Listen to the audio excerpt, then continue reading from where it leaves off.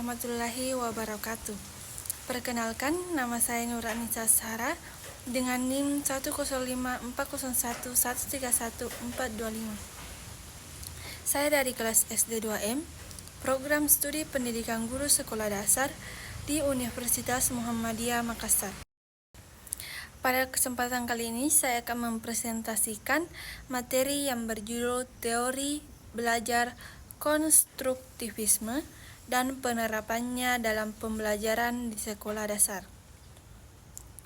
Dalam presentasi ini, saya akan menjelaskan pengertian teori belajar konstruktivisme, tokoh-tokoh yang mengembangkannya, ciri-ciri, tujuan, contoh penerapannya dalam pembelajaran di SD, peran guru, manfaat atau implikasi bagi pembelajaran, serta kesimpulan. Pengertian teori belajar konstruktivisme. Teori belajar konstruktivisme merupakan teori yang menjelaskan bahwa pengetahuan tidak hanya diberikan begitu saja oleh guru, tetapi dibangun sendiri oleh siswa melalui pengalaman, pengamatan, diskusi, dan kegiatan belajar yang mereka lakukan. Dalam teori ini, siswa menjadi pusat pembelajaran sehingga mereka lebih aktif mencari, menemukan, dan memahami materi yang dipelajari.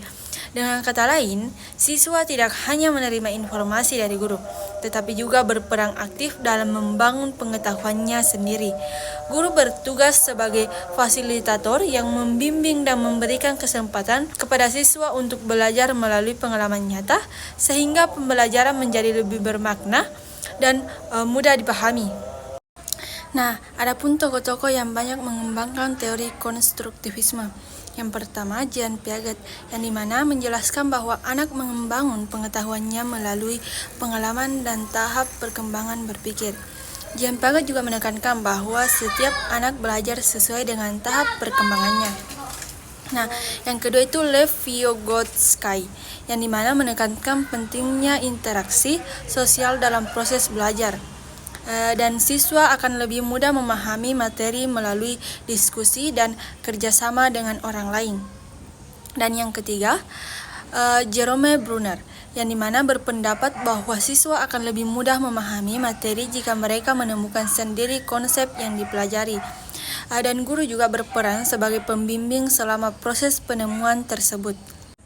Ciri-ciri teori konstruktivisme. Yang pertama, pembelajaran berpusat pada siswa.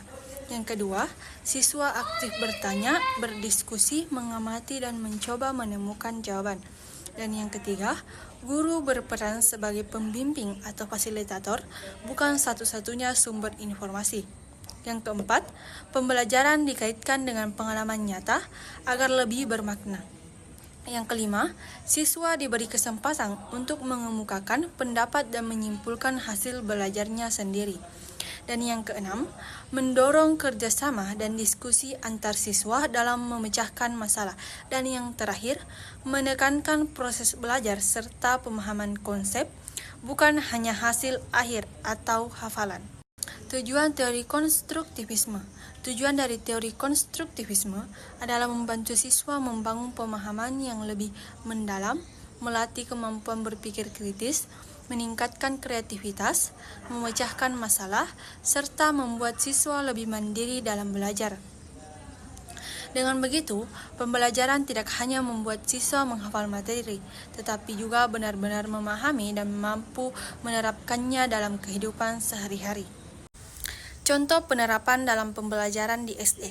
Penerapan teori konstruktivisme dapat dilakukan pada mata pelajaran IPA dengan materi sifat-sifat cahaya. Biasanya, guru tidak langsung menjelaskan sifat-sifat cahaya, tetapi terlebih dahulu mengajak siswa melakukan kegiatan sederhana. Misalnya, guru menyediakan senter, cermin, dan gelas berisi air. Kemudian meminta siswa mengamati apa yang terjadi saat cahaya mengenai benda-benda tersebut. Setelah melakukan pengamatan, siswa berdiskusi dalam kelompok untuk menyampaikan hasil yang mereka temukan. Guru kemudian mengajukan pertanyaan seperti, mengapa cahaya dapat dipantulkan oleh cermin? Atau mengapa arah cermin berubah ketika melewati air? Melalui kegiatan tersebut, siswa dapat menemukan sendiri konsep bahwa cahaya dapat merambat lurus, dipantulkan, dan dibiaskan. Dengan pengalaman langsung tersebut, materi menjadi lebih mudah dipahami dan diingat. Nah, adapun peran guru dalam teori konstruktivisme.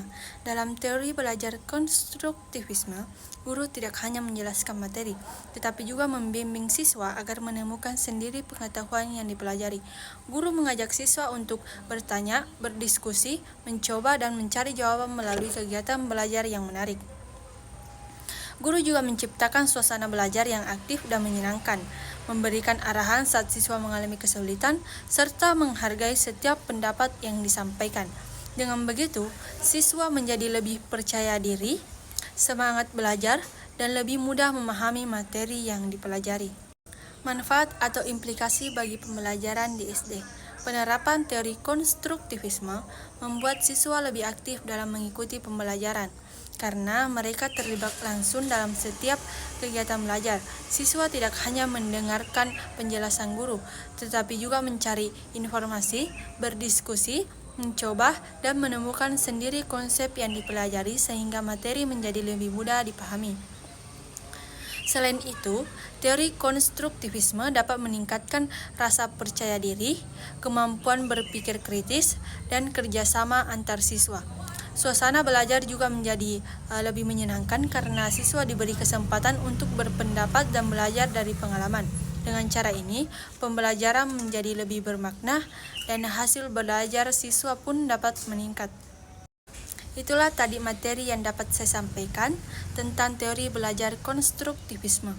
Di sini saya akan menyimpulkan bahwa teori belajar konstruktivisme menekankan bahwa siswa membangun sendiri pengetahuannya melalui pengalaman, pengamatan, dan diskusi. Dalam pembelajaran, guru berperan sebagai pembimbing yang membantu siswa menemukan dan memahami konsep yang dipelajari. Penerapan teori ini sangat cocok di sekolah dasar karena membuat siswa lebih aktif, percaya diri, dan mudah memahami materi. Dengan memberikan pengalaman belajar secara langsung, pembelajaran menjadi lebih menarik, bermakna, dan tujuan pembelajaran dapat tercapai dengan lebih baik. Demikian presentasi dari saya. Mohon maaf apabila masih terdapat kekurangan. Wassalamualaikum warahmatullahi wabarakatuh.